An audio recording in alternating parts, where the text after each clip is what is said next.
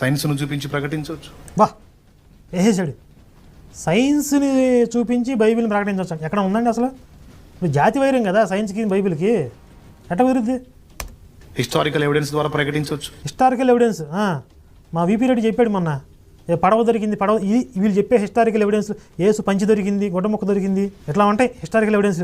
ఎలికి తోలు తెచ్చి ఏడాది ఉతికినా నలుపు నలిపే కానీ తెలుపు రాదు అన్నట్లుగా ఆ బైబిల్ని ఎంత పాలిష్ చేసి ప్రజెంటేషన్ చేద్దామని ప్రయత్నించినా అందులో ఉన్న దుర్గంధం ఎక్కడికి పోయిద్దా, కంపు ఎక్కడికి పోద్ది?